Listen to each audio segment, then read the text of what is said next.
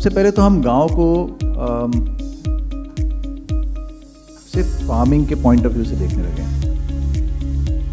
खेती के बहुत सारे अलग अलग आयाम होते हैं और जो गांव का सिस्टम था उसमें जानवर भी थे, उसमें पोखर भी था, उसमें जंगल भी था और जो चाहिए होता था गांव को वो इन सब चीज़ों से आता था। आपने शॉर्ट टर्म लॉन्ग टर्म की बात की, राइट? आई थिंक इसमें अगर हम इसको एसेट्स के पॉइंट ऑफ व्यू से देखें तो आपकी कल की इनकम आज के एसेट से ही आती है।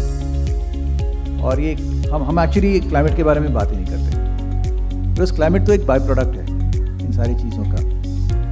अगर आसाम का और वेस्ट बंगाल का धान पंजाब से आ रहा है तो क्लाइमेट चेंज तो होगा ही।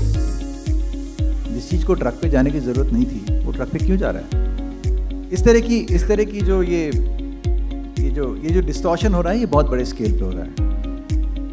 गांव के प्रोडक्शन सिस्टम्स कम हो गए, प्रोडक्शन सिस्टम सिर्फ फार्मिंग और थोड़ी बहुत अलाइड एक्टिविटीज़ पे टिक गए भी। ये बहुत बड़ी प्रॉब्लम है बिकॉज गांव की इकोनॉमी एक्चुअली बाकी चीज़ों से चल रही थी। तो जो आर्या कर रहा है और जो वहाँ पे